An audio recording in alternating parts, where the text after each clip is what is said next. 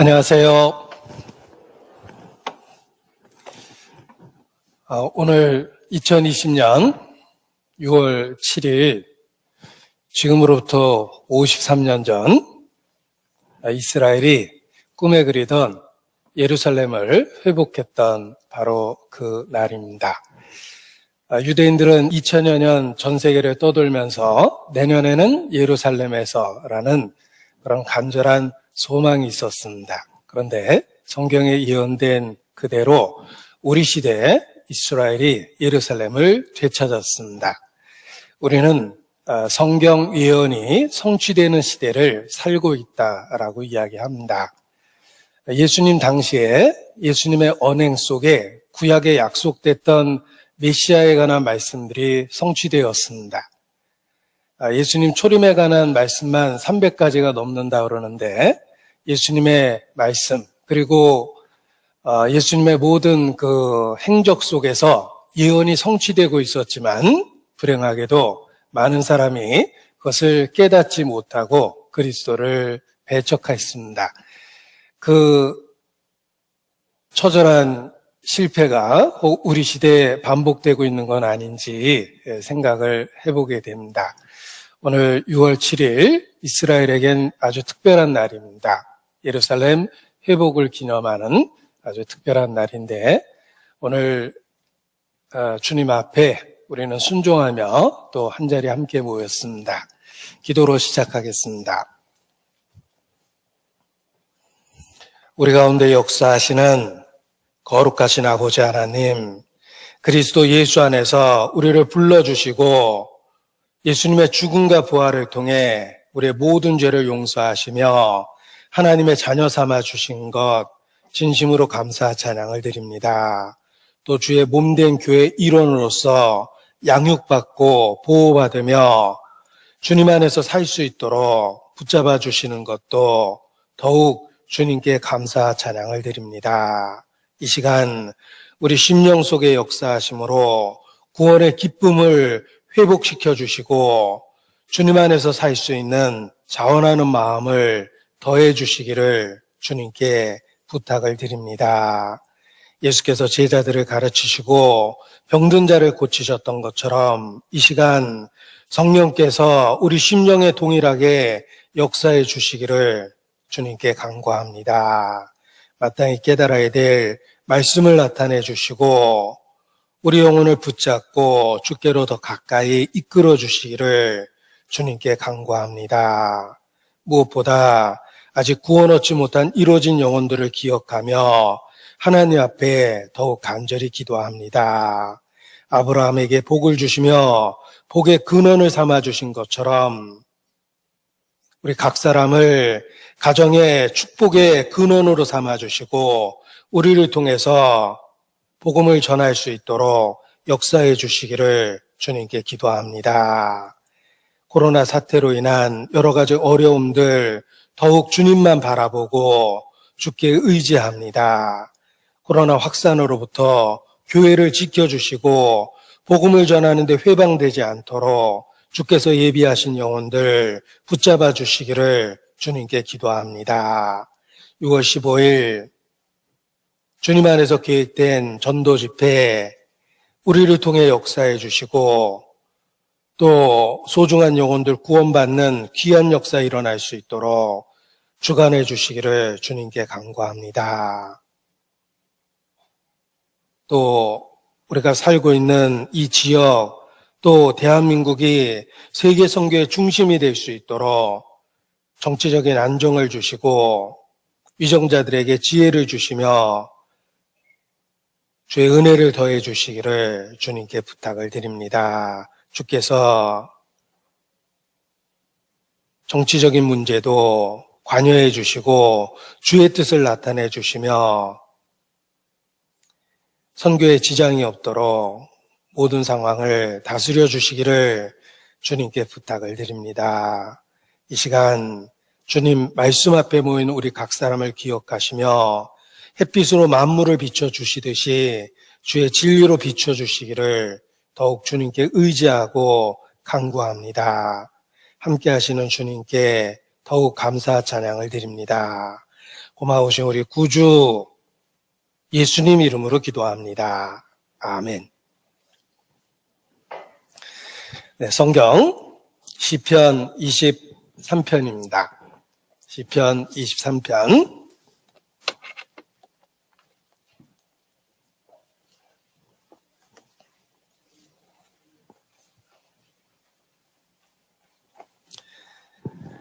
제가 읽어드리겠습니다. 시편 23편.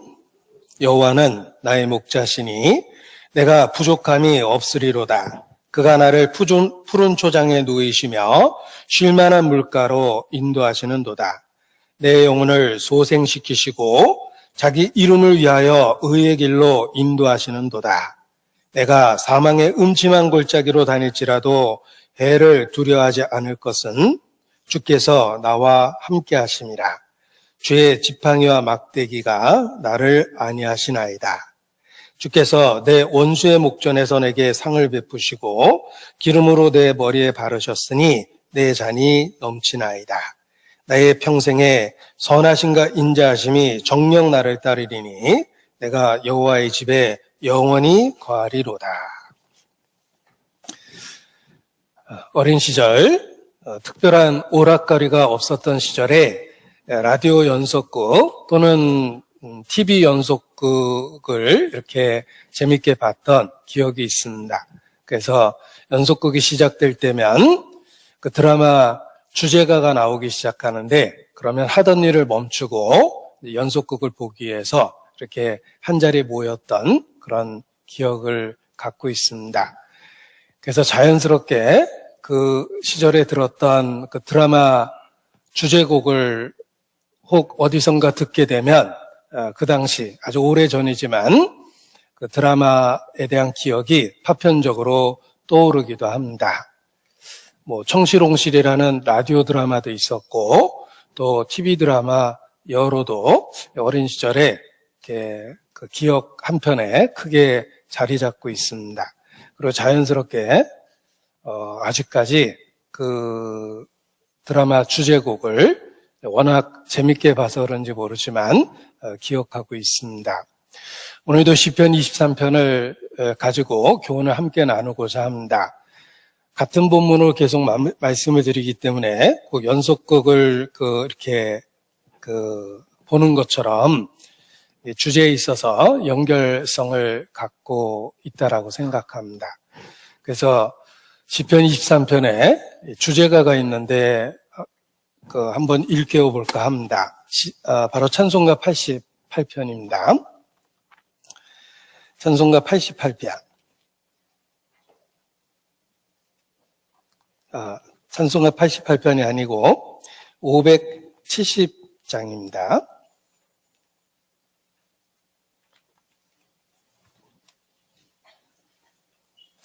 570장은 찬송가가 없네요. 찬송가가 개편되는 바람에 멀쩡한 제가 이렇게 헷갈리고 있습니다. 453장입니다. 찬송가 453장.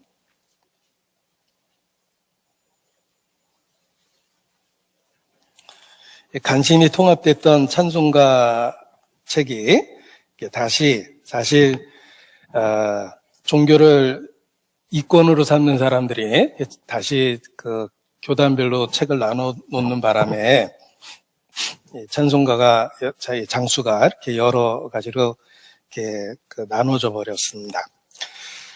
제가 잘 불러서 은혜를 드릴 수는 없고 정확한 가사로 그 은혜를 드리려고 합니다. 453편에 보면 주는 나를 기르시는 목자요 나는 주님의 귀한 어린 양 푸른 풀밭 맑은 시냇 물가로 나를 늘 인도하여 주신다. 1절입니다. 그리고 3절 못된 짐승 나를 해치 못하고 거친 비바람 상치 못하리 나의 주님 강한 손을 펼치사 나를 주야로 지켜주신다. 주는 나의 좋은 목자, 나는 그의 어린 양. 저를 따라 꿀을 먹여주시니 내게 부족함 전혀 없어라. 우리에게 익숙한 찬송임에 틀림이 없습니다. 근데 이 찬송가 왼편을 보면 작시자가 보이고 오른편을 보면 작곡자가 보입니다. 작시자는 의외로 한국 분이십니다. 최봉준이라고 되어 있고 작곡자는 장수철 이렇게 되어 있습니다. 이 한국 사람이 만든 찬송 중에 널리 애창되는 찬송곡들이 몇 곡 되지 않습니다. 그 중에 하나가 바로 시편 23편을 배경으로 한 주는 나를 기르시는 목자라는 찬양입니다. 이 작곡가를 보면 두 분이 부부이십니다. 우리 장수철 박사의 부인이 최봉춘 여사입니다. 그래서 남편이 곡을 만들고 부인이 작사를 했습니다. 그리고 곡이 만들어진 연대가 1956년입니다. 그런데 이 찬송가에는 이 두 분의 개인적인 사연이 가득합니다. 6.25 때 피난길을 부부가 나섰는데 한강 앞에 한강을 건널 방법이 없었습니다. 그래서 꼼짝없이 이렇게 적이 쳐들어오고 있는 그 지역에 남을 수밖에 없는 위기 속에서 그 불안감을 달래려고 여호와는 나의 목자신이라는 그 시편을 끊임없이 되뇌었답니다. 그런데 놀랍게도 작은 배 하나가 그 두 부부 앞에 나타나서 그 두 사람을 이렇게 태워줘서 무사히 피난길에 올랐다라고 이야기합니다. 그래서 가장 불안할 때 시편 23편을 외웠을 때 기적이 나타났다. 하나님이 보내주신 그 작은 배 하나가 나타났다. 두 분들은 그렇게 소중한 기억으로 간직을 했습니다. 그리고 생활하시는 중에 1955년 이 노래가 만들어지기 1년 전에 12살 먹은 장녀가 죽습니다. 인생의 가장 큰 슬픔을 맛보게 되는데 그 딸의 죽음을 알리는 미국에 유학 중인 남편에게 딸의 죽음을 알리는 편지에 그 부인께서 시편 23편의 마지막 구절을 적었답니다. 나의 평생에 선하심과 인자심이 정녕 나를 따르리니 라는 그 마지막 구절을 딸의 그 부고를 남편에게 전하면서 마지막 구절을 편지에 적었는데 그 큰 슬픔 중에 말씀이 주는 위로를 경험했다고 이야기합니다. 이런 배경 속에서 남편은 곡을 쓰고 아내는 그 시편 23편을 배경으로 해서 아름다운 시를 썼습니다. 그래서 처음에는 아이들에게 이렇게 즐겨 불려지는 찬양이 되었고, 많은 분들에게 위로가 됐기 때문에 우리가 부르는 찬송가에도 나타나게 된 것입니다. 기재되게 돼서 위로를 주고 있습니다. 이 찬송가를 작곡하고 작시했던 두 분에게 큰 위로가 되었던 시편 23편. 마치 같은 주제의 말씀이기 때문에 제가 연속극 주제가에 비유했는데 이 두 노래를 만든 두 분에게만 위로가 된 것이 아니라 이 시간도 우리 모두에게 큰 위로와 힘이 될 거라고 확신을 합니다. 하나님께서 예수 그리스도를 통해서 우리를 구원하시고 기억할 것은 우리를 이 땅에 고아처럼 방치하시는 것이 아닙니다. 예수께서 내가 너희를 고아와 같이 버려두지 아니하고 보라 세상 끝날까지 항상 함께 있으리라 라고 약속해 주셨습니다. 시편 23편의 핵심이 무엇입니까? 여호와는 나의 목자시니. 그래서 무엇입니까? 4절에 보면 주께서 나와 함께 하심이라. 이것이 핵심입니다. 우리를 구원하시고 그리고 천국에서 만나자 하고 헤어진 것이 아닙니다. 우리를 구원하신 이후 계속해서 우리와 함께 하시며 우리를 양육하고 보호하고 인도하고 계십니다. 여호와는 나의 목자시며 지금도 주께서 나와 함께 하십니다. 그래서 4절 중간 부분에 있는 주께서 나와 함께 하심이라 라는 내용이 시편 23편이 주는 가장 큰 울림 있는 메시지라고 생각합니다. 주께서 나와 함께 하심이라. 우리 구세주의 이름을 기억해 보십시오. 이름은 그분의 정체성입니다. 그분이 우리와 어떤 관계가 있는지를 이름을 통해서 잊을 수 없게 기억나게 하신 것입니다. 항상 일깨워 주신 것입니다. 우리 구세주의 이름은 예수, 하나님이 지어준 이름입니다. 그리고 선지자를 통해서 미리 예고된 이름, 임마누엘입니다. 우리 구세주의 이름은 예수, 그리고 임마누엘입니다. 예수라는 말은 그대로 히브리어 단어로 구원이란 뜻입니다.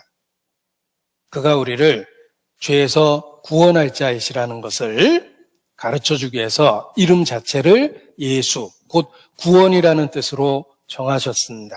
그리고 선지자를 통해서 그의 이름을 미리 예언하시고 약속하셨는데 그 이름은 임마누엘입니다. 고대인들은 하나의 이름이 아니라 여러 이름을 갖고 있는 경우가 있었습니다. 어린 시절에 부르는 이름이 있고 성장해서 어른이 됐을 때 부르는 이름이 있고 혹 관직을 갖게 되면 또 부르는 이름이 있고 이런 식으로 여러 이름을 갖게 되는데 우리 구세주의 이름도 분명하게 예수 그리고 임마누엘입니다. 이것은 우리와의 관계에 있어서 어떤 의미가 있는지를 보여줍니다. 첫 번째는 죄로부터 구원해 주는 분이십니다. 그리고 끝이 아닙니다. 그리고 우리와 함께 하십니다. 임마누엘이십니다. 영어로 믿음이라는 단어를 생각해 보면 명사로 믿음이라는 단어를 생각해 보면 faith라는 단어를 생각합니다. 우리를 구원하신 그 역사를 믿어야 되는 것입니다. 그리고 다시 영어 단어로 믿음이라는 단어를 동사로 생각해 보면 많이 쓰는 단어가 trust입니다. 또는 believe in이라는 전치사를 써서 그렇게 동사로 표현합니다.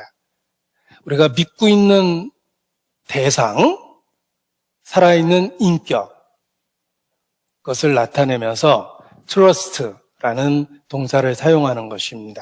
그리고 또 다른 동사로 believe in이라는 전치사를 붙여서 예수님과의 개인적인 관계를 일깨우는 것입니다. 자, 우리는 구세주를 믿습니다. 나를 죄로부터 구원해 주신 분을 믿고 어떤 사실을 믿는 faith고 그리고 우리를 구원해 주신 그 대상, 살아있는 인격으로서 예수님을 믿습니다. trust, believe in Jesus, 예수님을 믿는 것입니다. 우리 믿음의 내용이 구세주의 이름 속에 잘 분명하게 계시되어 있는 것입니다. 시작하면서 느헤미야 9장 6절을 지난주 암송 말씀으로 외우셨습니다. 바다와 그 가운데 있는 모든 것을 지으시고 다 보존하시오니 모든 천군이 주께 경배하나이다. 바다와 그 가운데 있는 모든 것을 지으시고 다 보존하십니다. 우리가 주를 경배하는 이유는 단지 지으신 창조주기 때문이 아니라 창조주는 우리를 만드셨고 그리고 보존하신다는 것입니다. 성도에 대한 은혜가 그렇습니다. 지으시고 다 보존하시오니 그리스도인을 구원하시고 다 보존하고 계십니다. 예수 구원해 주는 분이시며 임마누엘 우리를 보호하고 보존하시는 함께 하시는 주님이십니다. 자신의 신앙생활을 되돌아보십시오. 우리는 예수께서 나를 위해 십자가에 죽으신 것을 믿습니다. 그걸로 끝입니까? 아닙니다. 나를 위해서 십자가에 죽으신 분, 내 모든 죄를 십자가에서 용서하신 분, 그 살아있는 주님을 현재 믿고 따르는 실제적인 삶이 있는 것입니다. 주께서 우리 삶 가운데 함께 하시고 있다. 단지 함께 하시는 것이 아니라 우리를 보존하고 계시다. 양육하시고 보호하고 계시다는 것입니다. 그래서 우리를 구원해 주신 것은 참 기쁜데 마치 천국에 가면 간신히 만날 뿐인 것처럼 이 땅에서 홀로 사는 것처럼 그렇게 신앙생활하는 것은 잘못된 것입니다. 구원해 주시고 현재 함께 하시는 것입니다. 부모님 은혜와 같습니다. 살면서 평생 잊을 수 없는 것은 부모입니다. 돌아가셨지만 결코 잊을 수 없습니다. 내 삶의 기억의 대부분을 차지하고 있고 내가 움직이는 모든 곳에서 부모에 대한 기억을 떠올릴 수 있습니다. 심지어는 거울 볼 때도 거울에 나타난 내 모습 속에서 돌아가신 어머니의 얼굴도 들어있고 아버지의 얼굴도 이 안에 들어있습니다. 내 외모 속에서도 부모는 들어있습니다. 결코 잊을 수 없는데 그 부모와의 관계가 하나님하고의 관계의 기가 막힌 모형입니다. 그래서 그 뒤에 계시는 창조주, 구세주를 기억하셔야 됩니다. 부모님 은혜가 무엇입니까? 낳아주시고 길러주신 것입니다. 우리 구세주의 은혜가 그렇습니다. 우리를 구원해 주시고 다 보존하고 계시는 현재의 은혜가 있다는 것입니다.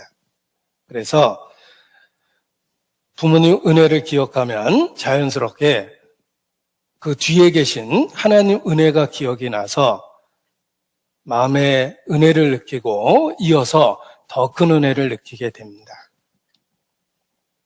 내가 현재 존재하고 있는 것이 내가 잘나서 존재하게 된 것이 아니라 많은 사람의 사랑과 희생 속에서 현재의 모습이 만들어진 거구나. 첫 번째는 부모요. 두 번째는 그 뒤에 하나님이 계시는 거구나. 자연스럽게 하나님과 연결돼서 마음의 교훈이 됩니다. 저는 찬송가에 부모님 은혜에 관한 노래도 같이 넣었으면 좋겠다라는 생각을 합니다. 왜냐하면 부모님 은혜를 노래하다 보면 자연스럽게 하늘에 계신 우리 아버지 기억이 나며 하나님 은혜를 떠올릴 수 있기 때문에 그렇습니다. 그래서 인간에게 주신 약속 있는 첫 계명, 10계명 중에 인간에게 주신 약속 있는 첫 계명이 네 부모를 공경하라 라는 말씀입니다. 그 뒤에 하나님이 계시기 때문에 그렇습니다. 나실 때 괴로움 다 잊으시고 기르실 때 밤낮으로 애쓰는 마음 진자리 마른 자리 가라니시고 손발이 다 닳도록 고생하시네. 부모님 은혜를 기억하면 자연스럽게 하나님 은혜와 연결돼서 더 큰 은혜가 마음에 깨달아집니다. 제가 익숙한 부모님 은혜의 노래의 첫 부분을 소개했는데 그 다음 가사도 있습니다. 어려서 안고 업고 올려주시고 자라선 문기되어 기다리는 마음 알을 싸 그릇들 싸 자식 생각에 고우시던 이마 위에 주름이 가득 알을 싸 그릇들 싸 자식 생각에 이것이 자녀에 대한 부모의 마음일 것입니다. 알을 싸 그릇들 싸 자식 생각에 하나님이 현재 우리에게 주시는 은혜가 그렇습니다. 우리를 돌보시고 인도하시는 하나님의 마음이 그렇습니다. 알을 싸 그릇들 싸 자식 생각에 그래서 자연스럽게 부모 은혜 뒤에 있는 하나님의 은혜를 일깨웁니다. 하나님께서 우리를 구원하시고 방치하신 것이 아닙니다. 부모가 자식을 양육하듯 지금도 양육하고 계십니다. 그리고 그 돌보시는 모습을 비유로서, 그림 언어로서 목자와 양의 관계로 설명해 주신 것입니다. 나는 선한 목자라. 양들을 위하여 목숨을 버리노라. 목숨까지 버릴 수 있는 선한 목자, 그 모습으로 현재, 과거의 한때가 아닙니다. 현재 우리를 어떻게 돌보시는지를 이해할 수 있도록 설명해 준 겁니다. 주께서 나와 함께 하심이라. 여호와는 나의 목자시기 때문에 그렇습니다. 그래서 시편 23편을 통해서 한때 받은 은혜가 아니라 현재 우리에게 주시는 은혜를 볼 수 있게 되는 것입니다. 주께서 나와 함께 하심이라. 5절입니다. 주께서 내 온수의 목전에서 내게 상을 베푸시고, 주께서 내 온수의 목전에서, 자, 주께서 나를 돌봐주시는 신앙생활의 여정 속에 원수의 존재가 있습니다. 뿐만 아니라 소생시킬 위기도 있습니다. 뿐만 아니라 사망의 음침한 골짜기를 다니며 해를 받을 위험성도 있습니다. 우리는 철저하게 적지에 있기 때문에 그렇습니다.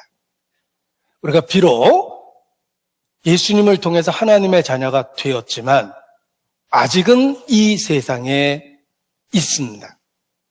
그래서 사망의 음침한 골짜기를 지나갈 때도 있고 해를 받을 위기에도 처하며 소생시켜야 될 상황 속에 처하기도 합니다.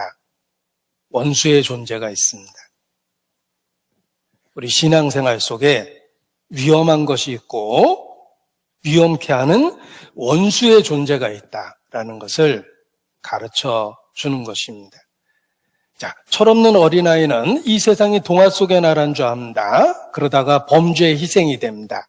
아빠 친구야, 깎아 사줄게, 가자 해서 범죄의 희생이 되는 경우가 있습니다.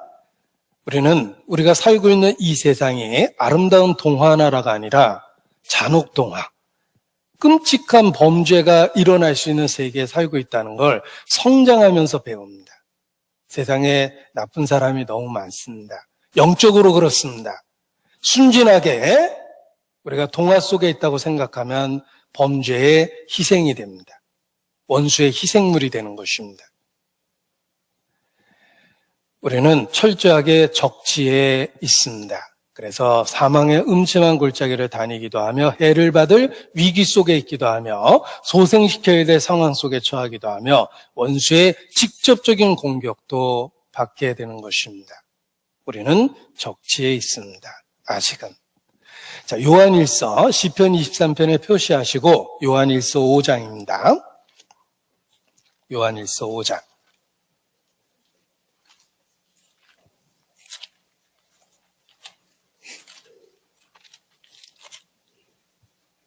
19절, 요한일서 5장 19절.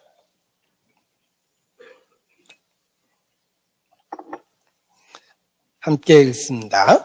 또 아는 것은 우리는 하나님께 속하고 온 세상은 악한 자 안에 처한 것이며, 반드시 알고 있어야 됩니다. 우리는 하나님께 속했습니다. 그러나 우리를 제외한 그 모든 세상은 악한 자 안에 처한 것입니다. 그리스도 바깥의 모든 것들은 악한 자 안에 처해 있습니다. 알고 있어야 됩니다. 우리는 적지에 있습니다. 그리스도께 속한 우리는 하나님께 속해 있지만 그리스도 바깥에 있는 모든 것들은 세상에 속해 있습니다. 악한 자 속에 있는 것입니다. 우리는 아직 세상에 있습니다. 적지에 있는 것입니다. 그래서 우리의 원수들을 사나운 맹수에 비유합니다. 자, 성도를 양에다 비유했습니다. 우리의 원수들은, 신앙적 원수들은 맹수에 비유해서 사자 또는 일이라고 이야기합니다. 베드로 전서 5장, 조금만 앞으로 이동해 보면 베드로 전서 5장 8절. 근신하라 깨어라. 너희 대적 마귀가 우는 사자같이 두루다니며 삼킬 자를 찾나니 너희는 믿음을 굳게 하여 저를 대적하라. 자, 집을 나서는 어린아이에게 차 조심해라, 사람 조심해라 라고 매일같이 잔소리해서 아이를 내보냅니다. 왜냐하면 우리가 살고 있는 세상에 원수들이 있기 때문에 그렇습니다. 범죄자들이 있기 때문에 그렇습니다. 영적으로 똑같습니다. 근신하라 깨어라. 너희 대적 마귀가 우는 사자같이 두루다니며 삼킬 자를 찾는다. 우는 사자 같은 맹수의 존재, 원수가 있다는 것입니다. 마태복음 10장입니다. 마태복음 10장 16절.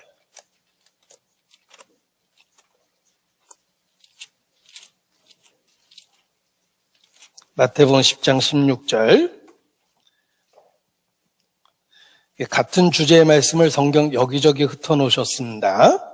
졸지 말고 잘 들으라고 이렇게 여기저기 잘 흩어놓으신 것 같아요. 같은 주제의 말씀입니다. 마태복음 10장 16절 또 함께 읽습니다. 보라, 내가 너희를 보냄이 양을 이리 가운데 보낸가 같도다. 그러므로 너희는 뱀같이 지혜롭고 비둘기같이 순결하라. 자, 우리는 적지에 있습니다. 한 걸음을 내딛어 보면 우는 사자들이 돌아다니고 그리고 이리떼가 주변에 가득합니다. 이것이 신앙생활하고 있는 우리의 현재의 상태입니다. 내가 너희를 보냄이 양을 이리 가운데 보낸가 같다. 너희 대적 마귀가 우는 사자같이 두루다니며 삼킬 자를 찾나니 근신하라 깨어라. 원수의 존재가 있다는 것입니다.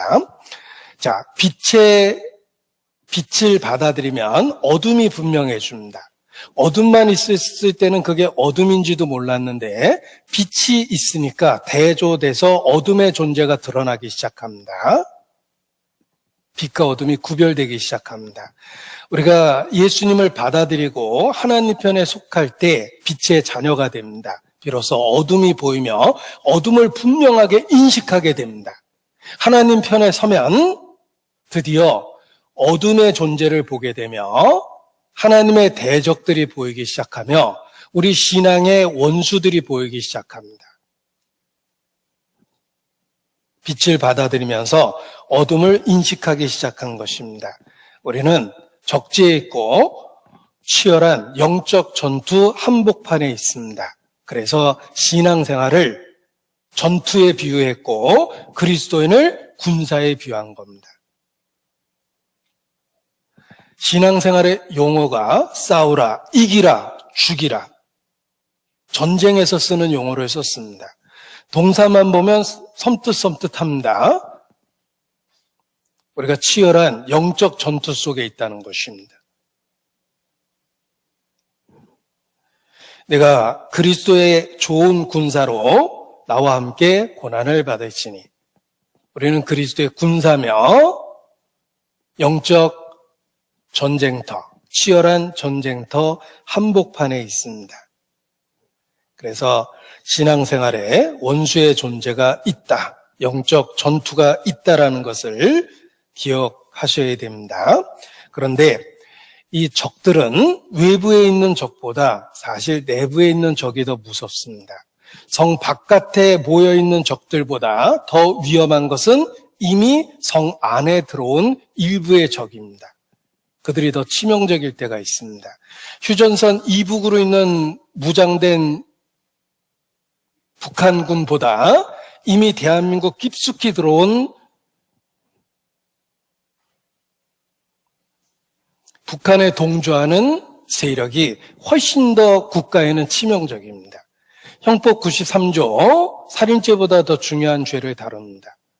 여적죄라고 해서 대한민국에 있으면서 적과 동조해서 대한민국에 대항하는 죄, 그걸 여적죄라고 그러며 사형입니다.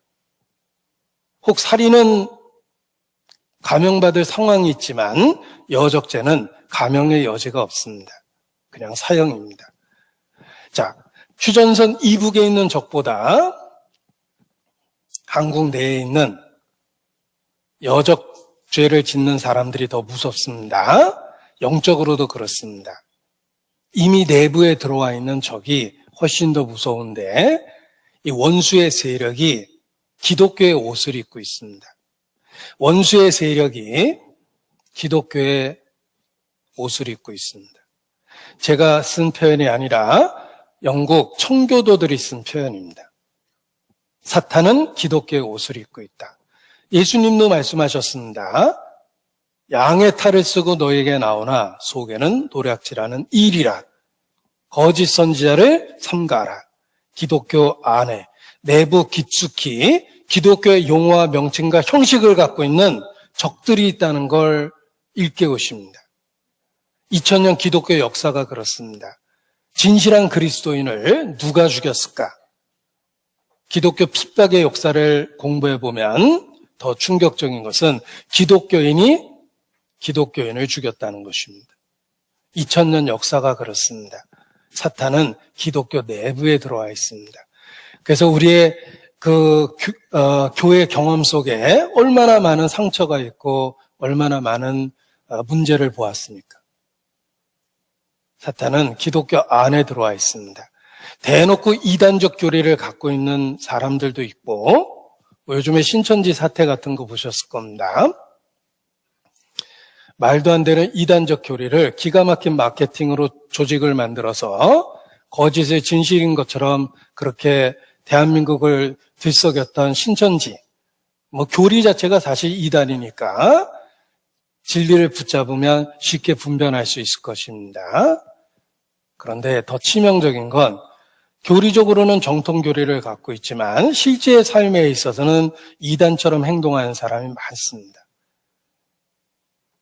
사탄은 기독교의 옷을 입고 양의 탈을 쓰고 기독교 내부에 들어와 있기 때문에 그렇습니다. 그들이 어떤 의미에서는 여적죄처럼 더 치명적인 피해를 줄 때가 있다는 것입니다.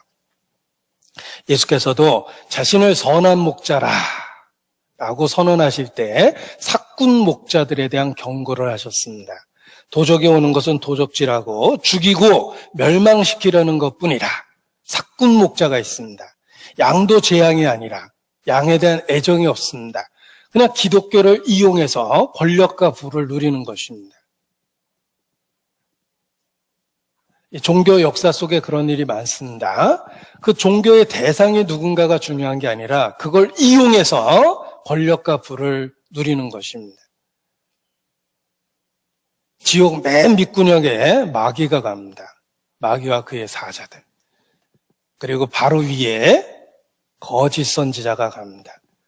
마귀만큼 나쁜 짓 한 것이 종교를 이용해서 다른 사람의 영혼을 노략질하는 것입니다.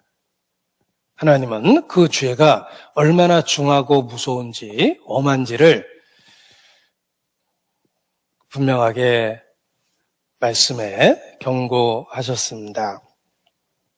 불행하게도 기독교 안에 교리적으로는 그냥 정통교리인데 다른 사람의 영혼을 노략질하는 그런 일들이 많이 있습니다. 그래서 우리 개인이 더 정말 주님께 가까이 가야지만, 빛을 가까이 해야지만 어둠을 구별할 수 있고 올바른 신앙을 유지할 수 있는 것입니다.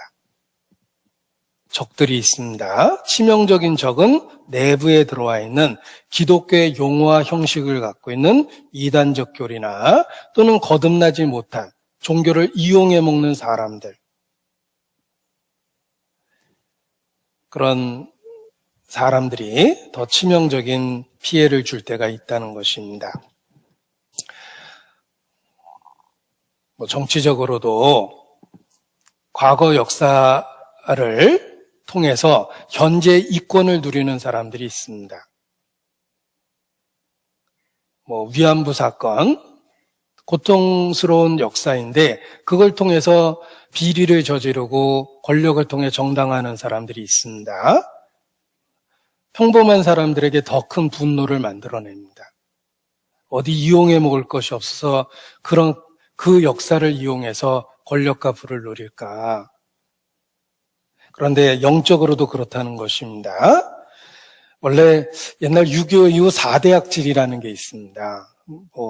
좀 찝찝한 얘기지만 4대 악질이 전쟁 때 권력과 부를 얻은 군인들, 또 환자를 이용해서 권력과 부를 누리는 의사들, 불쌍한 고아를 이용해서 권력과 부를 누리는 고아원 원장들, 또 영혼을 이용해서 권력과 부를 누리는 목사들. 그래서 4대 악질이다, 이런 이야기를 했던 시절이 있는데, 그것이 우리에게 경계가 되는 것입니다.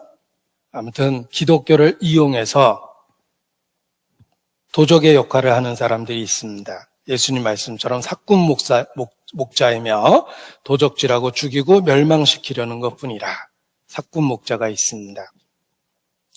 자, 그런데 이 내부에 들어온 그 기독교를 이용하는 적들도 있는데, 제가 오늘 가장 중점적으로 드리고 싶은 말씀은 기독교 내부에 들어온 정도가 아니고 우리 각 사람, 우리 안에 들어와서 자리 잡고 있는 가장 무서운 적이 있다는 것입니다.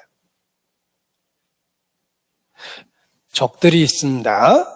기독교 내부에 들어온 적이 있습니다. 더 치명적인 건 우리 각 사람 속에, 우리 각 사람 내부에 들어와서 활동하는 적이 있습니다. 신앙생활의 최고의 적입니다. 그 적에 대한 이야기를 드리고자 합니다. 바로 죄성입니다. 우리 속에 죄성이 있습니다. 내 안에 들어와서 자리 잡고 있는 치명적인 적입니다. 내 속에 죄성이 있습니다.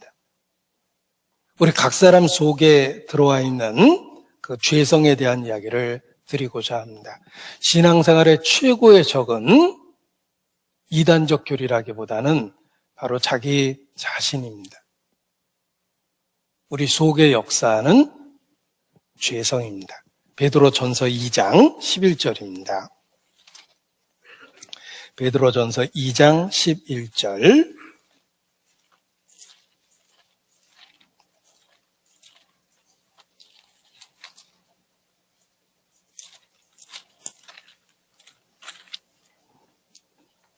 같이 읽겠습니다. 사랑하는 자들아, 나그네와 흰 같은 너희를 권하노니 영혼을 거스려 싸우는 육체의 정욕을 제어하라. 자, 우리의 본향은 천국이며 천성을 향해서 가고 있습니다. 우리의 신앙생활은 철로 역정, 천성을 향해서 가고 있는 과정인데 우리는 나그네와 행인들임에 틀림이 없습니다. 그런데 그 행적 속에 끊임없이 우리를 괴롭히는 적이 있습니다. 바로 영혼을 거스려 싸우는 존재인데 육체의 정욕입니다. 내 속에 있는 죄성입니다. 내 안에 치명적인 적이 있습니다. 자, 때로는 외부에서 자라는 어떤 종양보다 우리 속에서 자라는 종양이 더 치명적일 때가 있습니다. 종양이 외부에서 자라면 쉽게 진찰되고 쉽게 치료받을 수 있을 것입니다. 더 치명적인 것은 그 종양이 장기 깊숙한 곳에서 자라면 피해를 줄 때까지 모를 수도 있고 치료 시기를 놓칠 수도 있고 결과적으로 더 치명적일 수도 있습니다. 이와 같이 우리의 신앙생활의 가장 치명적인 적은 우리 속에 있는 죄성입니다.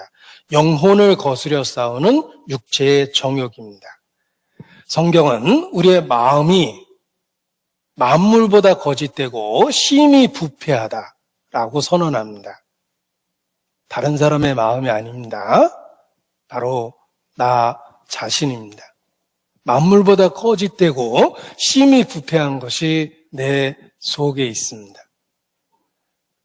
샘이 그 더러운 물을 늘 쏟아내는 것과 같이 끊임없는 악을 우리 마음이 품어냅니다. 우리의 마음이 어떤 모양으로 어디에 존재하는지 모르겠지만 아무튼 분명한 것은 끊임없이 환경만 주어지고 자극만 주어지면 끊임없이 악을 토해냅니다. 미움, 시기, 분노, 질투, 음란, 정욕, 모든 종류의 죄를 마음에서 끊임없이 뿜어냅니다. 육체의 정욕 내 안에 있는 영적인 적입니다. 그래서 사람 마음을 씨 뿌리는 비유로 해보면 사람 마음을 밭에다 비유했습니다. 밭에는 외부로부터 뿌려진 씨앗만 자라는 게 아닙니다. 밭은 외부로부터 심어진 씨앗만 자라는 게 아니라 이 농사꾼의 이야기를 들어보면 흙은 절반은 풀씨 같다. 흙 반, 그리고 풀씨 반, 이걸 뒤섞어 놓은 게 밭이다. 어디서 자라는지 어디서 왔는지 모르겠지만 심지도 않은 잡초가 저렇게 끊임없이 이런저런 모양으로 밭에서 솟아나는지 이렇게 이야기합니다. 그래서 이 밭이 흙 50%, 풀씨 50%를 뒤섞어 놓은 것 같다라고 표현하는데 그렇습니다. 우리 마음이 그렇다는 거예요. 우리는 외부로부터 심겨진 말씀만 우리 마음에서 자라는 것이 아니라 만물보다 거짓되고 심히 부패한 마음 속에 온갖 죄성이 이런저런 모양으로 자라고 위치를 자리 잡고 있다라는 것입니다. 그것이 우리의 마음입니다. 그래서 빛이 비춰지면 그 마음 속에 있는 죄성의 끔찍함을 더 확실히 보게 됩니다. 내 마음 깊은 곳 무엇이 자리 잡고 있나 깨끗하고 아름다운 것 그런 것 있다 하겠나 내 마음 깊은 곳 무엇을 생각하고 있나 거룩하고 선한 것들 찾아볼 수 없네 내 마음 깊은 곳 무엇이 자리 잡고 있습니까? 내 마음 깊은 곳 무엇을 생각하고 있습니까? 우리 스스로도 깜짝 놀랄 만한 그런 악한 생각이 수시로 떠오르고 금방 떠올라서 사라지는 게 아니라 때로는 나를 붙잡고 오랫동안 내 마음과 생각을 더럽힙니다. 도대체 내 마음 깊은 곳 무엇이 자리 잡고 있습니까? 영혼을 거스려 싸우는 육체의 정욕이 자리 잡고 있습니다. 내 속에 죄성이 있습니다. 어린 시절 체병 검사했던 기억이 있는데 결코 살아있는 한 지울 수 없는 충격적인 기억을 갖고 있습니다. 우리 체병 검사하죠. 깜빡 잊고 안가지 갔다가 친구 거 덜어서 같이 냈다가 낭패 본 경우가 있습니다. 체병 검사 이후 며칠 뒤에 선생님이 그 리스트를 갖고 나타나십니다. 그리고 이제 공개적으로 불러줘요. 1번 나와 회충. 그럽니다. 한동안 또 별명이 회충이 됩니다. 그러면 주번 물 떠와 그래가지고 꼭 그 앞에서 약을 먹였어요. 2번 나와 회충, 편충, 요충. 또 별명이 또 한동안 회충, 편충, 요충이 됩니다. 그래서 그 자리에서 약을 먹였습니다. 그런데 더 끔찍한 건 그 다음 날이에요. 선생님이 꼭 조사합니다. 자, 한 마리 손들어. 두 마리 손들어. 어린 시절의 회충약은 왜 그랬는지 모르지만 그 끔찍한 결과를 보게 되는데 너무 큰 충격적이죠. 제가 지금 했던 표현이 방송심에 걸릴까 봐 걱정이 됩니다.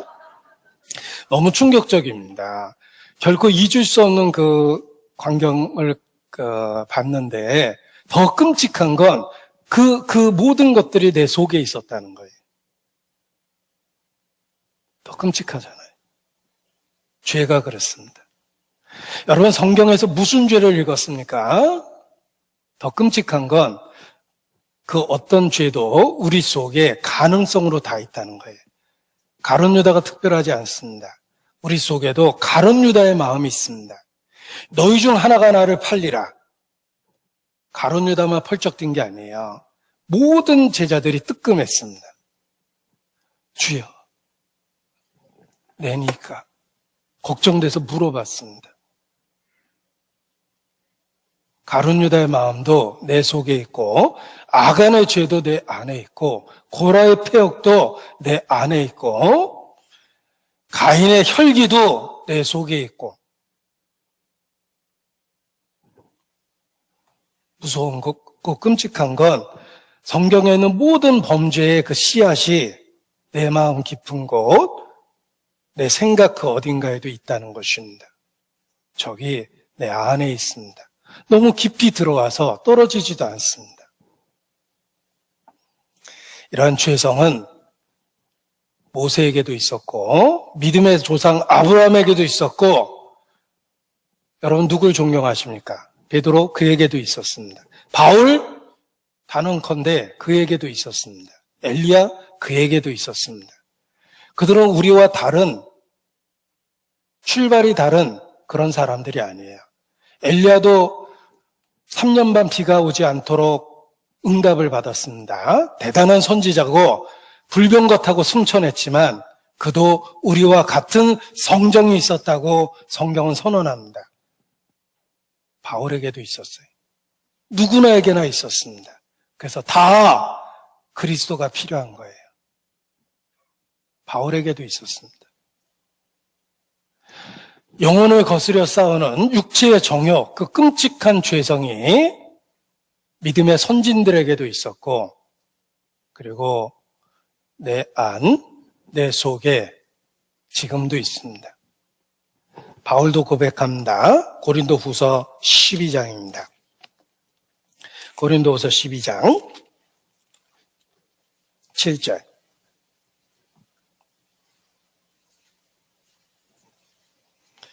고린도서 12장 7절. 여러 계시를 받은 것이 지극히 크므로 바울은 대단한 계시를 받았습니다. 우리는 바울을 보는 바 듣는 바에 지나치게 생각할 위험이 있어요. 그럼 바울이니까 그런가? 아닙니다. 바울도 우리와 똑같은 성정이 있었어요. 그의 출발은 우리보다 더 형편없었습니다. 해방자의 핍박자의 포행자였습니다. 사도 바울, 그에게도 죄성은 있습니다. 여러 계시를 받은 것이 지극히 크므로 너무 자고하지 않게 하시려고 내 육체, 바울의 육체에도 있었습니다. 가시, 그게 뭔지 궁금하시죠? 곧 사단의 사자를 주셨다 그랬어요. 이는 나를 줘서 너무 자고하지 않게 하려 하심이라. 바울 속에도 사단의 사자가 있었습니다. 사탄의 역사가 바울 은밀한 곳에 있었습니다. 그것이 때로는 질병도 만들고, 때로는 좌절하게 만들고, 낙담하게 만들고, 때로는 유혹, 강한 유혹도 만들어냅니다. 바울 속에도 육체의 가시가 있었어요. 사단의 사자가 바울 깊숙한 곳에 들어와서 역사하고 있었습니다. 죄성은 누구나 있습니다. 하나님이 주신 거룩한 빛을 갖고 자신의 죄성을 보면 더럽고 혐오스럽고 끔찍하고 견디기 어려울 정도로 혐오스럽습니다. 그 죄가 내 마음 깊은 곳, 내 생각 깊은 곳, 그 한편에 자리 잡고 있다는 것입니다. 그래서 수시로 역사합니다. 철로역정, 존 버년이 쓴 기독교 우화 소설입니다. 기독교가 천성을 가는 중에 엄청나게 절망합니다. 사망의 음침한 골짜기를 지났던 그때입니다. 사망의 음침한 골짜기를 지나고 있는 그때 끊임없는 음성을 듣습니다. 어떤 음성은 자기 속에서 나온 것 같아요. 하나님을 모독하는 음성입니다. 하나님의 말씀을 폄하합니다. 자기는 그러고 싶지 않은데 심지어는 하나님께 대드는 생각도 있습니다. 아무튼 신성모독적인 생각이 끊임없이 솟아나서 기독교가 엄청나게 당황합니다. 이게 외부로부터 들린 건지 내 속에서 들린 건지 아니면 내 자신이 하는 생각인지조차도 헷갈릴 정도로 끊임없이 악한 생각이 들어서 엄청나게 고통을 받습니다. 존 버년이 무엇을 묘사한 것입니까? 우리 속에 있는 영혼을 거스려 싸우는 육체의 정욕을 묘사한 것입니다. 제가 처음 예수님을 믿었을 때 누군가가 2권의 책을 선물했습니다. 처음 봤던 신앙서적입니다. 하나는 카타콤의 순교자라는 로마 시대의 순교자들의 이야기였습니다. 또 하나는 우찌무라 간조라는 일본 사람의 간증집 구안록입니다. 구안록을 어려운 책이지만 잘 읽었어요. 우찌무라 간조가 하나님을 찾는 과정 속에서 신성모독적인 생각이 자기 마음을 가득 채우는 걸 보고 당황합니다. 얼마나 고통스러웠는지 동네 목사를 찾아가서 내가 이런 생각까지 하고 있다고 털어놓으니까 그 동네 목사가 상담하기를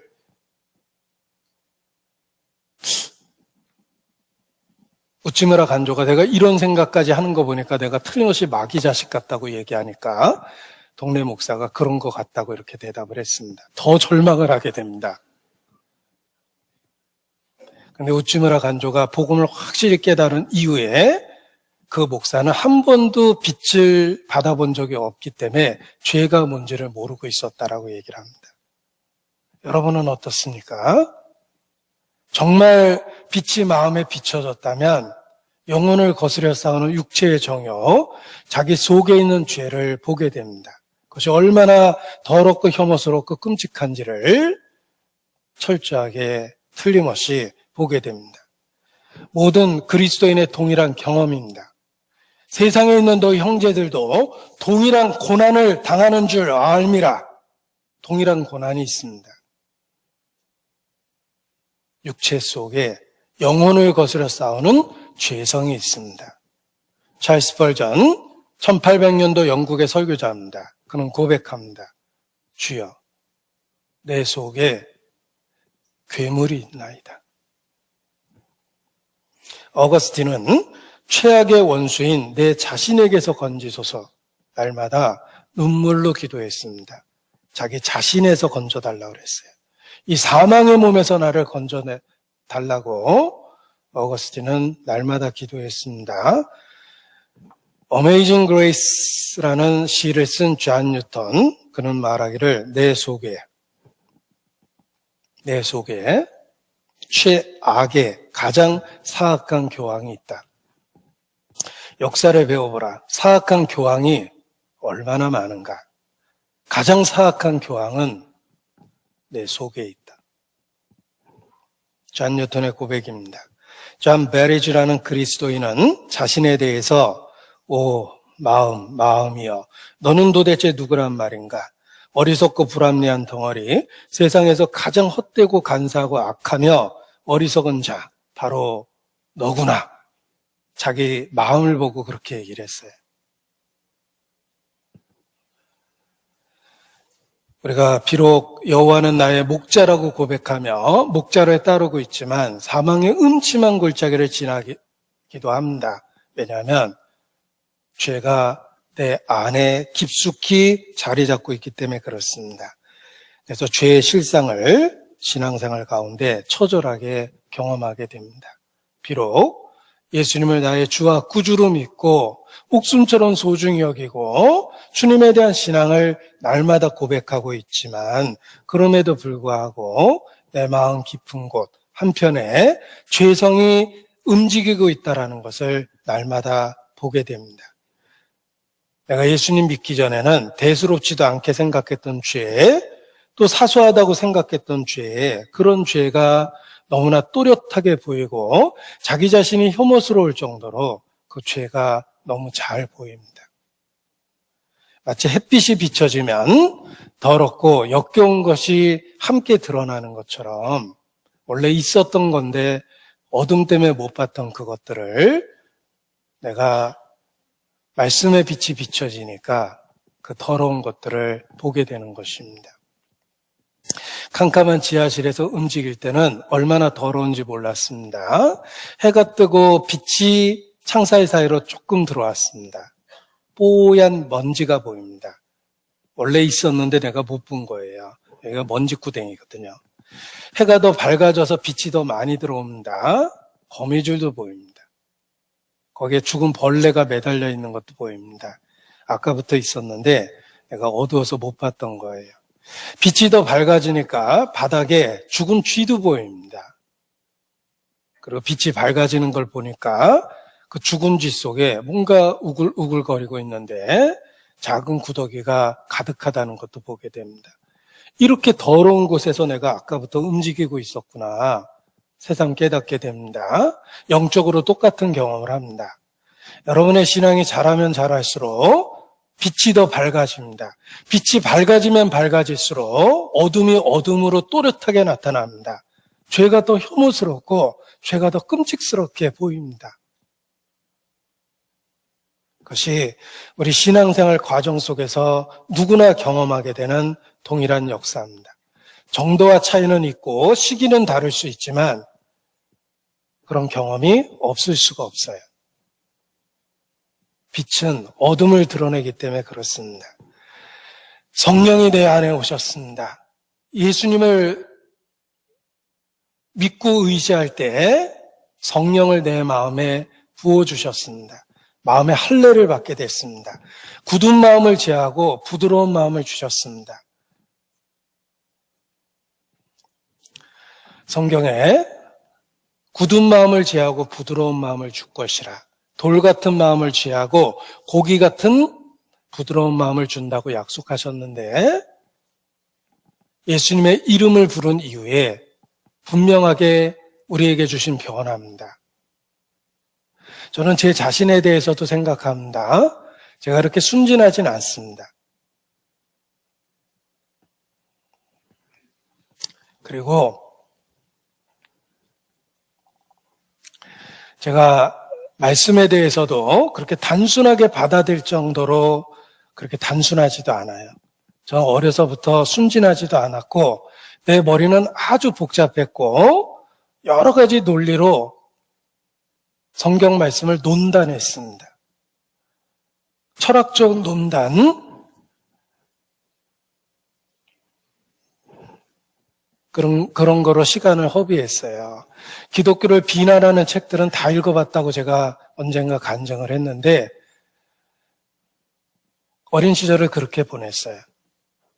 역사 속에서 기독교를 조롱하고 비난하는 책들은 이상하게도 관심이 갖고 마치 불온서적을 은밀히 읽듯이 그런 책들을 즐겨봤습니다. 저는 순진하지도 않고 기독교 진리에 대해서 단순하지도 않았어요. 따지기 좋아했습니다. 그런데 정말 복음 들을 때는 이상할 정도로 순진해졌어요. 그리고 하나님이 사람이 되셔서 나를 위해 죽으셨다는 진리를 나의 보잘것없는 논리로 따지려는 마음이 없어졌어요. 그건 따질 수 있는 진리가 아니었습니다. 사실이었기 때문에 그냥 받아들였어요. 하나님이 굳은 마음을 제하고 부드러운 마음을 주셨다라고 확신합니다. 마음의 할례를 주셨어요. 그래서 복음 그대로 받아들인 거예요. 너희가 돌이켜 어린아이와 같이 되지 아니하면 결단코 천국에 들어가지 못하리라. 주님이 그렇게 만들어 버리셨어요. 그래서 순진하지도 않던 제가, 그렇게 단순하지도 않던 제가 복음 앞에서는 복음을 사실로 받아들일 수밖에 없었고, 그래서 예수님에 대한 믿음을 고백하게 된 것입니다. 성경 말씀대로 부드러운 마음을 주셨고 마음에 할례를 주신 거고 선한 양심이 하나님을 향하여 찾아가게 했고 그리고 양심의 악을 깨닫게 된 겁니다. 성령께서 하시는 일입니다. 성령은 양심의 악을 깨닫게 하시며 선한 양심이 하나님을 향하여 찾아가도록 하십니다. 그래서 예수님에 대해서 믿게 됐는데 그 이후에 죄를 더 죄로 인식하기 시작했습니다. 죄가 얼마나 혐오스러운지 알게 됐고 죄를 지을 수 있는 가능성, 그 모든 가능성이 내 안에 깊숙이 자리 잡고 있다는 것도 확실히 알게 됐어요. 내 속에 죄성이 있었어요. 그리고 각성한 양심, 성령께서 할례를 주신 그 양심으로 보니까 죄가 더 혐오스럽고 끔찍하게 보였던 겁니다. 그래서 죄를 미워하는 마음을 갖게 된 거예요. 그 죄를 미워하는 마음은 원래 내 속에 없었던 겁니다. 내 속에는 본성적으로 죄를 사랑하고 죄악이 주는 즐거움을 누리는 그 마음이 있었는데 주님이 그걸 바꿔놓으신 겁니다. 한 어린아이가 기가 막히게 표현했습니다. 네가 예수님 믿고 달라진 게 무엇이니? 그 아이는 이렇게 대답합니다. 제가 예수님 믿기 전에는 제가 죄를 쫓아다녔는데 예수님을 믿은 이후에는 죄가 저를 쫓아다니고 있어요. 이렇게 표현을 했습니다. 그렇습니다. 표현은 달라도 동일한 경험을 하게 됩니다. 내가 예수님 믿기 전에는 죄악의 즐거움을 쫓아다녔어요. 놀고 먹고 마시고 즐기고 이생이 굴러도 소똥에 굴러도 이생이 최고다. 노세 젊어서 노세. 그런 식으로 인생을 살았습니다. 그런데 예수님의 이름을 부른 이후에는 죄악의 즐거움보다는 죄가 갖고 있는 혐오스러움을 보고 죄에 대해서 놀라게 되고 죄에 대해서 꺼리게 되고 죄를 싫어하게 됐습니다. 원래 내 속에 없었던 마음이에요. 주께서 양심의 악을 깨닫게 했고 선한 양심이 하나님을 향하여 찾아가도록 하셨기 때문에 그렇게 된 겁니다.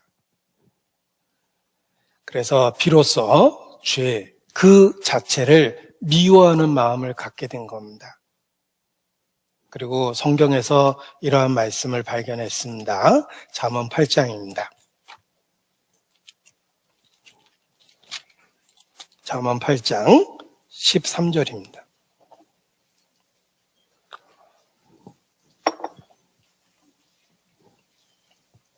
잠언 8장 13절 여호와를 경외하는 것은 악을 미워하는 것이라. 나는 교만과 거만과 악한 행실과 패역한 입을 미워하느니라. 하나님은 의롭고 거룩하십니다. 죄를 미워하십니다. 죄가 구체적으로 무엇입니까? 교만과 거만과 악한 행실과 패역한 입, 기타 등등입니다. 하나님은 죄를 미워하십니다. 하나님이 내 안에 새 마음을 주셨는데 바로 죄를 미워하는 마음을 주셨습니다. 여호와를 경외하게 하신 것입니다. 여호와를 경외하는 것은 말을 거룩한 말투를 하는 게 아닙니다. 거룩한 척하는 게 아닙니다. 여호와를 경외하는 것은 악을 미워하는 것입니다. 주께서 각성시킨 양심은 죄가 얼마나 더럽고 끔찍한지를 보게 해주고 죄를 미워하는 마음을 주십니다. 그래서 예수님을 믿으면 누구든지 분명하게 경험하게 되는 것은 죄의 즐거움을 잃어버립니다. 예전처럼 죄가 그렇게 즐겁질 않아요. 죄가 아주 당혹스럽게 하고 곤란하게 하고 통증을 만듭니다. 예수님은 죄를 즐겁게 느끼던 그 본성으로부터 우리를 건져주셨기 때문에 그렇습니다. 여호와를 경외하는 신, 성령을 우리 마음에 부어주셔서 죄를 미워하는 마음을 갖게 하신 겁니다. 그래서 비로소 죄를 죄로 여기게 됩니다. 죽은 시체 위에 무거운 쌀가마 올려놔도 치워달란 말 안 합니다. 죽은 시체는 무게를 느끼지 못합니다. 그러나 살아있는 사람에게 무거운 쌀가마를 올려놓으면 무겁다고 고통스러워합니다. 죽은 영혼은 죄의 무게를 못 느껴요. 입에 욕을 달고 살지만 죄의 무게를 못 느끼니까 욕하는 습관이 안 없어지는 거예요. 그러나 각성된 영혼, 선한 양심, 살아난 영혼은 죄의 무게를 느낍니다. 그래서 고통스러워합니다. 내 죄악이 내게 미침으로 우러러볼 마음도 사라졌음이니이다. 내 죄가 머리털보다 많사오니 내 마음이 사라졌음이니이다. 죄의 고통을 느끼기 시작합니다. 처음 예수님 믿을 때만 생기는 고통이 아닙니다. 살아있는 한, 주의 이름을 부르는 한 신앙생활의 모든 과정 속에서 죄의 통증을 느낍니다. 내가 영적으로 살아있다는 증거입니다. 아이러니컬하지만 내가 죄의 무게를 느끼고 있다는 건 영적으로 살아있다는 증거입니다. 양심이 살아났기 때문에 그래요. 하나님을 향하여 찾아가고 있기 때문에 영적인 센서티브가 있는 거예요. 죄악에 대한 고통을 느낍니다. 베드로전서 3장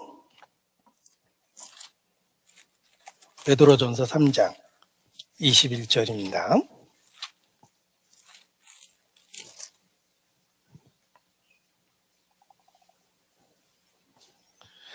물은 예수 그리스도의 부활하심으로 말미암아 이제 너희를 구원하는 편이 곧 세례라. 세례, 물속에 들어갔다 나옵니다. 죽고 부활함, 그리스도의 죽음과 부활에 동참하는 다는 뜻을 갖고 있는 의식입니다. 너희를 구원하는 편이 세례라. 육체의 더러운 것을 제하여 버림이 아니요, 아직은 죄성이 우리 속에 있습니다. 오직 선한 양심이 하나님을 향하여 찾아가는 것이라. 진행형이죠. 반복적이고 현재도 경험하는 겁니다. 우리 자신이 확실히 구원받았다는 증거는 복음에 대한 지적 진술이 아닙니다. 선한 양심이 하나님을 향하여 찾아가는 것이며, 구체적인 것은 죄에 대한 통증을 갖고 있고 무게감을 느끼며 죄의 즐거움을 잃어버렸다는 거예요. 구원받지 않은 사람도 죄가 만들어내는 결과에 대한 두려움은 있습니다. 죄가 만들어내는 결과는 건강을 잃거나 재정적인 손해를 보거나 감옥에 가거나 체면이 손상되거나 망신을 당하거나 이런 두려움을 갖고 있어요. 그거는 구원받지 않은 사람도 다 갖고 있는 거예요. 죄가 만들어내는 결과 때문에 무서워하죠. 그런데 그리스도인은 그 죄 자체를 두려워합니다. 죄 자체가 혐오스러운 거예요. 죄에 대한 통증을 느낍니다. 죽은 감각을 살려주셨기 때문에 죄를 더 쉽게 발견하고 죄가 얼마나 혐오스러운지를 느끼고 살게 해주신 겁니다. 한마디로 양심이 예민해졌어요. 감각이 되살아난 거예요. 문둥병자는 감각이 없었는데 고침을 받으니까 영적 감각이 되살아나서 모든 죄는 스치고 지나가도 느껴집니다. 작아 보이는 죄도 크게 느껴요. 하늘을 우러러 한 점 부끄러 먹기를 입새에는 바람에도 나는 괴로워했다. 그 시인의 고백처럼 입새에는 바람도 느낍니다. 작은 죄의 스침도 통증으로 와닿아요. 스스로 깜짝 놀랍니다. 죄에 대한 감각을 되살려 주셨기 때문에 그렇습니다. 그래서 죄에 대한 분명한 인식을 하고 살게 됩니다. 그런데 이 죄가 우리 속에서 떼어지지가 않습니다. 내가 일시적으로 죄를 띈 것처럼 보이는데 어느 순간에 그 죄가 다시 있어요. 로마서 8장입니다. 로마서 8장입니다. 7절. 제가 개인적으로 이 말씀이 어느 날 정말 너무너무 마음에 와닿았어요. 내가 그렇게 고민했던 죄성에 대한 실체를 본 겁니다. 이 죄는 절대로 살아있는 한 내게서 끊어지질 않아요. 우리 육체가 있는 한 죄의 속박을 벗어날 수가 없어요. 8장 7절입니다. 육신의 생각은 하나님과 원수가 되나니 이는 하나님의 법에 굴복지 아니할 뿐 아니라 할 수도 없습니다. 할 수도 없습니다. 할 수도 없습니다. 육체의 생각은 하나님의 법에 절대 굴복할 수도 없어요. 내가 육체를 갖고 있는 한 육체의 생각은 내가 통제할 수 있는 게 아니에요. 통제할 수 없는 죄성이 내가 원하든 원치하지 않든 그 어떤 순간에도 나를 사로잡을 수 있다는 거예요. 죄의 속박이 있다는 걸 알았습니다. 그래서 몸의 구속을 기다리고 주님 다시 오시기를 사모하게 되는 겁니다. 이 연약한 육체를 벗어버리고 싶거든요. 그러나 육체를 갖고 이 땅에 있는 한은 육체의 생각은 하나님의 법에 굴복 안 합니다. 내가 주의 이름을 부르는 순간에도 육체의 생각은 있고, 희생하고 있는 순간 한편에도 육체의 생각은 있고, 교회에서 봉사하고 있는 그 한순간에도 육체의 생각은 활발하게 움직입니다. 하나님의 법에 굴복할 수 없기 때문에 그래요. 그래서 찬송하는 그 순간에도 죄악이 떠오르고, 기도하는 순간에도 마음이 냉랭해지고, 하나님의 놀라운 은혜를 늘 듣는 이야기처럼 습관적으로 듣고, 중요한 말씀 들을 때도 집중이 안 되고, 육체가 그렇게 만드는 거예요. 죄의 속박이 있다는 걸 깨닫습니다. 구수인이 그 피부를, 표범이 그 반점을 변할 수 있느냐? 할 수 있을진데, 악에 익숙한 너희도 선을 행할 수 있으리라. 할 수 없다는 뜻이에요. impossible입니다. 내가 육체를 갖고 있는 한 내 속에 원치 않는 죄성이 있어요. 로마서 7장입니다. 로마서 7장 18절. 내 속, 곧 내 육신에 선한 것이 거하지 아니하는 줄 아노니 원함은 내게 있으나 선을 행하는 것은 없노라. 선을 행하는 것은 없노라. 거기 나눠주 있죠? 숫자가 써 있죠? 숫자 1번을 밑에를 읽어보면 행할 능력이 없다는 뜻이에요. 주께서 주신 새 마음은 하나님 뜻대로 살고자 하는 본성을 만들어줍니다. 내 안에 없었던 것인데 그런 본성이 생겼어요. 정말 주님 안에서 하루를 살아도 그렇게 살고 싶다. 그런데 내 육신에 선한 것이 거하지 않습니다. 행할 능력이 없어요. 무능한 자기 자신을 처절하게 깨닫습니다. 21절. 그러므로 내가 한 법을 깨달았노니. 깨달았다고 그랬죠? 확실히 알게 됩니다. 정말 빛 가운데 있으면 어둠이 어떻게 작용하는지를 확실히 알게 됩니다. 선을 행하기 원하는 나에게 악이 함께 있습니다. 이것이 우리가 이 땅에 존재하는 한 매일의 삶에서 경험됩니다. 그래서 22절, 내 속사람으로는 하나님의 법을 즐거워하되 내 지체 속에서 한 다른 법이 내 마음의 법과 싸워 내 지체 속에 있는 죄의 법 아래로 나를 사로잡아 오는 걸 보는도다. 매일, 매 순간에 봅니다. 그래서 매일 매 순간에 나는 날마다 죽노라 선언할 수밖에 없고, 이 끔찍한 육체로부터 나를 건져주실 주님의 다시 오심을 사모할 수밖에 없습니다. 몸의 구속을 간절히 기다리게 됩니다. 우리는 치열한 영적 전투 속에서 매일의 삶을 살게 됩니다. 내 육체에 하나님의 법에 끝까지 굴복 않는 죄성이 살아있는 모든 순간에 작용하고 있기 때문에 그렇습니다. 그래서 하나님의 은혜를 그렇게 강하게 느끼고도 금방 잊어버리고 그 사랑이 얼마나 놀랍고 큰지 알면서도 그것을 그냥 진부한 이야기로 치부해버리기도 하고, 말씀을 묵상하려고 노력하는 그 순간에도 수시로 잡념이 떠오르기도 하고 집중력조차도 없고 기도하는 순간에조차도 머릿속에 다른 생각이 떠오릅니다.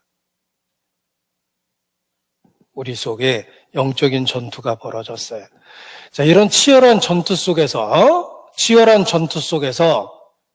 우리가 해야 될 건 딱 하나입니다. 구세주의 도움이 필요해요. 현재의 도움이 필요합니다. 내가 죽는 순간에 나를 천국으로 데려가시는 은혜뿐만 아니라 현재 이 치열한 전투로부터 나를 건져줄 구세주의 도움이 절실히 필요합니다. 우리의 육체 속에서 작용하는 죄성은 하나님 앞에 여지없이 우리의 교만을 무너뜨려 버립니다. 예수님을 믿을 수밖에 없게 만들어줍니다. 내가 예수님을 믿을 수밖에 없는 절대적인 이유는 내 속에 아직도 존재하는 죄성이에요. 내가 선을 행하되 자랑할 게 없는 이유는 끈질기게 하나님의 법에 복종치 않는 현재도 작용하는 죄성 때문에 그렇습니다. 내 안에 있는 죄성은 예수님을 믿는 믿음의 절대적인 이유가 됩니다. 그래서 주의 도움을 구하는 부르짖음을 더 간절하게 하고 더 크게 주의 도움을 외쳐 부르게 그 죄성이 만들어주는 겁니다. 근데 이러한 그 과정이 정말 주님께 가까이 가면 갈수록 더 경험하게 된다는 것입니다. 주님께 가까이 가면 갈수록 더 치열한 영적 전투를 경험하며 그 치열한 영적 전투 속에서 주의 이름을 부르게 되는 것입니다. 살려달라고. 고린도후서 7장입니다. 고린도후서 7장.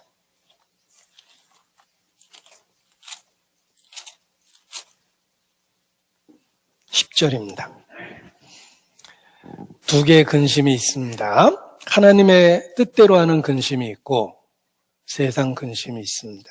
세상 근심은 누구나 하는 의식주에 대한 염려입니다. 하나님 뜻대로 하는 근심은 성령께서 사로잡아야지만 하는 근심입니다. 10절, 하나님 뜻대로 하는 근심은 후회할 것이 없는 구원에 이르게 하는 회개를 이루는 것이요 세상 근심은 사망을 이루는 것이니라. 치열한 영적 전투를 경험하면 자기 자신에 대해서 회개하게 됩니다. 그 회개는 후회할 것이 없는 구원에 이르게 합니다. 구원의 진리에 다가가게 하며 구원의 진리를 붙잡게 하며 매달리게 하며 의지하게 하며 그 손을 결코 놓지 않게 만들어줍니다. 하나님 뜻대로 하는 근심이 있습니다. 죄성과의 싸움입니다. 11절, 보라! 하나님의 뜻대로 하게 한 이 근심이 너희를 얼마나 간절하게 하며 얼마나 변명하게 하며 얼마나 분하게 하며 얼마나 두렵게 하며 얼마나 사모하게 하며 얼마나 열심히 있게 하며 얼마나 벌하게 하였는가. 너희가 저 일에 대하여 일절 너희 자신의 깨끗함을 나타내었느니라. 그 죄와의 치열한 싸움은 더욱더 구세주에게 매달리게 해줘요. 갓난아이는 세상에 대한 두려움, 공포 때문에 엄마 품에 필사적으로 매달립니다. 영적으로 그렇습니다. 하나님 뜻대로 하는 근심이 구세주를 더 강하게 붙잡게 만드는 것입니다. 그리스도인은 마음에 슬픔이 있습니다. 근심이 있습니다. 세상 사람들은 의식주에 대한 염려로 근심하고 슬퍼합니다. 때로는 자기 연민에 빠져서 근심합니다. 그러나 그리스도인만이 하는 근심이 있습니다. 영혼을 거스려 싸우는 육체의 정욕과의 치열한 싸움을 통해서 그리스도인만 하는 근심이 있습니다. 그리스도인만이 느끼는 슬픔이 있습니다. 죄성 때문에 느끼는 슬픔이 있습니다. 주님은 그러한 마음을 보고 계십니다. 마음이 가난한 자가 복이 있다. 심령에 애통하는 자가 복이 있다. 그들의 위로를 받을 것입니다. 에스겔 9장입니다. 심판에 대한 이야기가 있습니다. 에스겔 9장입니다. 심판에 대한 말씀이 있습니다. 그 심판의 와중에도 하나님은 특별한 사람을 보호하십니다. 어떤 사람을 보호하시는가? 에스겔 9장 4절입니다. 1161페이지입니다.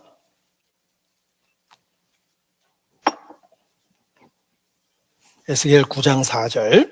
이르시되 너는 예루살렘 성읍 중에 순행하여 그 가운데서 행하는 모든 가증한 일로 인하여 탄식하며 우는 자의 이마에 표하라 하시고, 그리고 5절에 보면 다 쳐서 죽이라고 얘기합니다. 6절. 늙은 자와 젊은 자와 처녀와 어린아이와 부녀를 다 죽이되 이마에 표 있는 자에게는 가까이 말라. 하나님의 심판의 칼이 온 세상을 심판하고 있는 그때 하나님은 이마에 표 있는 자들에게는 해치지 말라고 그러셨습니다. 성읍 중에 일어나는 일로 인하여 탄식하며 우는 자입니다. 애통하는 자가 복이 있습니다. 하나님을 등진 이 세상이 슬프지 않습니까? 더 슬픈 건 하나님을 등지고 모욕하는 그 죄가 내 속에도 있다는 거예요. 자기 자신에 대해서 슬프지 않습니까? 내 속에서 일어나는 일들로 인해서 고통스럽지 않습니까? 내가 주의 이름을 부르고 있는 이 순간에도 내 마음 깊은 곳에 죄성이 작용하고 있다는 게 정말 고통스럽지 않습니까? 그걸 고통스럽게 여기는 게 그리스도인의 본능입니다. 탄식하며 우는 자의 이마에 표하라.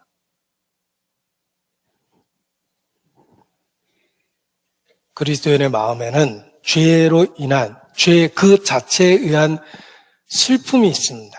그리고 주님은 그 애통하는 자를 매일의 삶 속에서 복음으로 위로하십니다.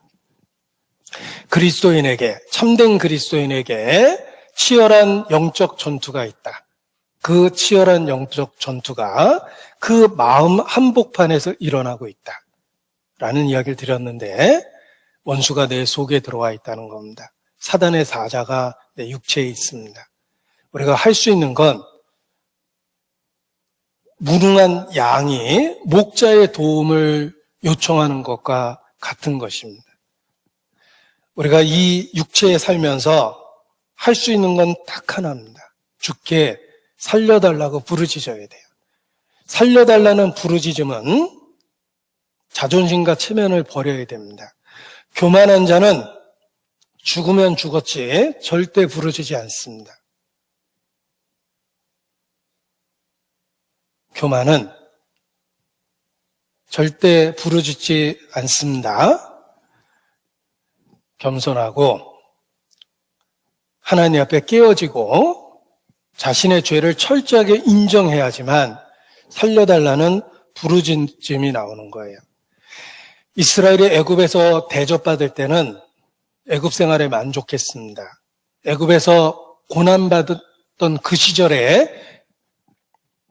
비로소 울부짖었고 그 부르짖음을 하나님이 들으시고 모세를 보내신 것입니다. 400년 걸렸어요. 애굽에서 부르짖기까지 400년 걸렸습니다. 우리도 마찬가지예요. 자기의 죄성을 거룩한 빛 가운데 보고 자기에게 얼마나 끔찍한 죄가 있는지를 확실히 발견했다면 이제는 그냥 모든 걸 버리고 치면을 버리고 교만을 버리고 주님 앞에 납작 엎드려서 부르짖어야 됩니다. 양이 위기 속에서 탈출할 수 있는 유일한 방법은 목자가 나타날 때까지 울부짖는 거예요. 영적으로도 그렇습니다. 우리가 하나님 앞에 할 수 있는 건 딱 하나예요. 그냥 부르짖는 거예요. 주여 나를 불쌍히 여기소서. 하늘과 땅을 이어주는 사닥다리는 세 단어입니다. 주여 나를 불쌍히 여기소서. 하나님이 응답하시는 기도는 세 마디입니다. 주여 나를 불쌍히 여기소서. 그것이 죄성이 있는 우리가 구세주 앞에 가져야 될 태도입니다. 제가 예전에는 이런 찬송 안 불렀는데 확실하게 예수님 믿고 나서 부르는 찬송입니다. 예수여 이 죄인을 불쌍히 여겨 주소서. 벌레만도 못한 내가 용서받기 원합니다.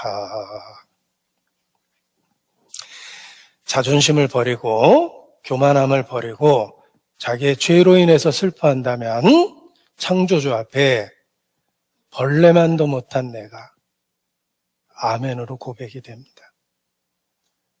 바리새인처럼 뻔뻔하게 내가 저기 있는 세리와도 같지 아니하고 일주일에 2번씩 금식하고 소득의 11조를 드리고 자기의 보잘것없는 선행을 의지해서 기도하는 게 아니라 주의 놀라우신 긍휼만 바라보고 불쌍히 여겨달라고 기도하게 되는데 그 기도에 구세주가 응답하십니다. 그리고 자녀로서 확신을 마음에 채워주십니다. 제가 지난주에 부르짖음이 우리의 해야 될 일이다라고 말씀을 드리고 제가 개인적으로 부르는 찬송을 소개해 드렸는데 제가 개인적으로 부르는 찬송이라고 이렇게 말씀을 드렸는데 그래서 제가 영어로 불렀더니 마음에 문제된 분들이 계십니다. 그래서 오늘은 번역해서 불러드리도록 하겠습니다. 인애하신 구세주여 내 말 들으사 죄인 오라 하실 때에 날 부르소서. 자비하신 보좌 앞에 끌어엎드려 자복하고 회개하니 믿음 주소서. 주여 주여 내 말 들으사 죄인 오라 하실 때에 날 부르소서. 주여 나를 불쌍히 여기소서. 내가 예수님을 구세주라 고백하는 그 음성은 한마디로 주여 나를 불쌍히 여기소서라는 비명소리입니다. 놀라운 건 주께서 응답하셨습니다. 시편 32편입니다. 시편 32편 5절입니다.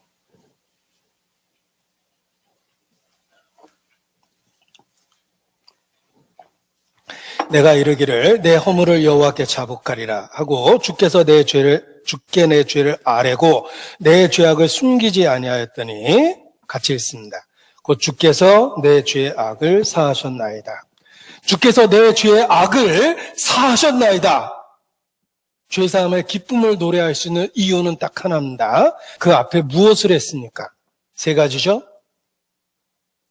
내 허물을 여호와께 자복했습니다. 주께 내 죄를 아뢰었습니다. 내 죄악을 숨기지 않았습니다. 내가 한 거는 딱 하나예요. 죄를 인정하고 살려달라고 부르짖었어요. 그랬더니 곧 주께서 내 죄의 악을 사하셨나이다. 누가 이 사망의 몸에서 나를 건져내랴. 우리 주 예수 그리스도로 말미암아 하나님께 감사리로다. 여러분 그 문장은 붙어 있습니다. 내가 살려달라고 부르짖는 그 순간에 우리 주 예수 그리스도로 말미암아 우리를 건지셨습니다. 죄사함의 기쁨은 죄에 대한 자백과 동시에 일어나는 거예요. 단 한 번 있는 게 아닙니다. 매일의 삶 속에서 나는 죄사함의 감격 속에서 살 수 있습니다. 왜? 매일의 삶 속에서 죄를 인정하고 있기 때문에 그렇습니다. 그것이 주를 만날 기회예요. 그 다음 말씀이 그렇습니다. 6절. 이로 인하여 무릇 경건한 자는 주를 만날 기회를 타서 주께 기도할지라. 주를 만날 기회를 타서, 거기 나눠주 있죠.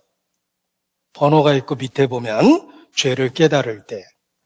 여러분, 하나님을 만나는 순간은 죄를 깨달을 때예요. 우리가 주의 이름을 진심으로 부르는 순간은 자신의 자아가 무너질 때입니다. 교만이 무너질 때입니다. 자존심이 부서질 때입니다. 죄를 깨달을 때예요. 그 순간에 우리를 정말 만나주세요. 구세주께서 피 묻은 손으로 우리를 붙잡아 주십니다. 진실로 홍수가 범람할지라도 심판이죠. 저에게 미치지 못하리이다. 홍수로부터 건져주신 같이 심판으로부터 건져주셔요. 우리가 예수 그리스도의 이름을 부른다는 것은 쉽게 번역하면 자신의 죄를 인정하는 것입니다. 자신이 얼마나 무능한지를 자백하는 것입니다. 그때 기꺼이 우리를 만나주십니다. 주여 나를 불쌍히 여기소서. 놀랍게도 그 단순한 기도에 응답해 주셨습니다.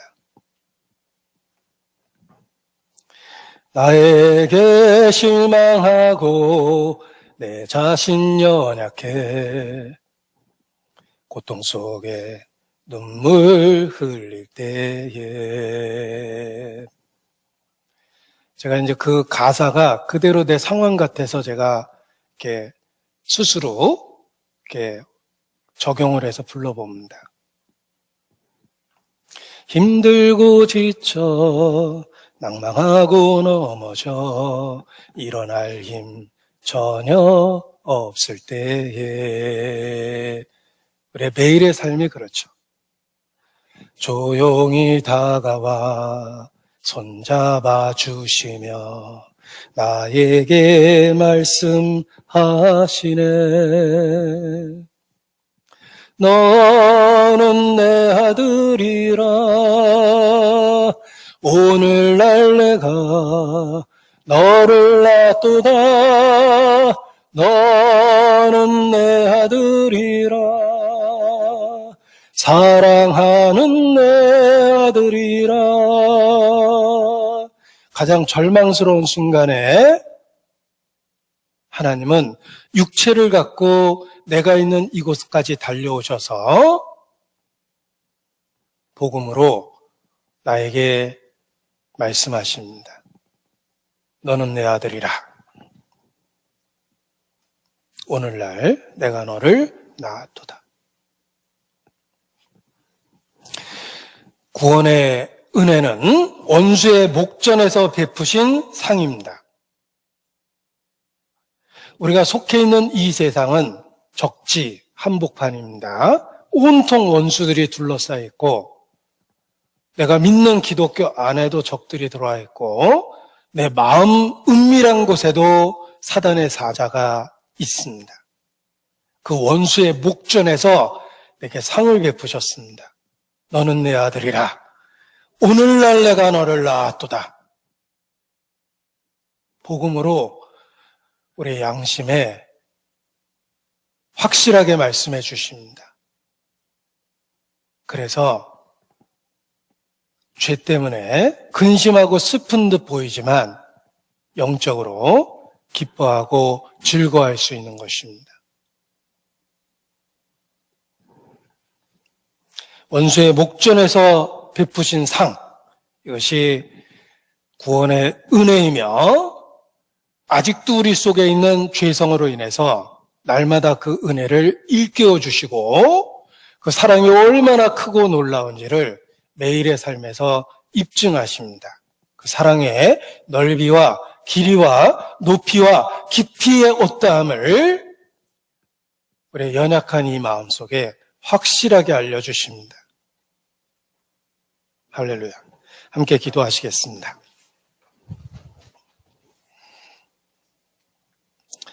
아버지 하나님, 죄성이 가득한 우리의 육체 가운데서도 주의 놀라운 은혜를 붙잡고 하나님을 아버지라 부를 수 있는 담력을 주시고 모든 은혜를 허락해 주신 것 진심으로 감사를 드립니다. 우리의 한계와 연약함과 우리의 끔찍한 죄성을 주님 앞에 고백하고 십자가에서 베풀어 주신 긍휼과 은혜만을 사모하고 붙잡습니다. 더욱더 진리의 말씀으로 가르쳐 주시고 이 복음의 말씀 가운데 우리가 심겨지고 열매를 맺을 수 있도록 더욱 인도해 주시기를 주님께 부탁을 드립니다. 우리를 단지 구원해 주셨을 뿐만 아니라 현재의 삶에 함께 하시고 있음을 매일의 삶 속에서 깨달을 수 있도록 주님 일깨워 주시기를 주님께 부탁을 드립니다. 오늘 함께 나눈 메시지도 오해됨이 없이 우리 마음에 교훈이 될 수 있도록 성령께서 우리 심령에 역사하여 주시기를 주님께 간구합니다. 성령의 가르침을 통해 오해함이 없이 올바로 이해될 수 있도록 은혜를 베풀어 주시기를 기도합니다. 주께 의지합니다. 고마우신 우리 구주 예수님 이름으로 기도합니다. 아멘.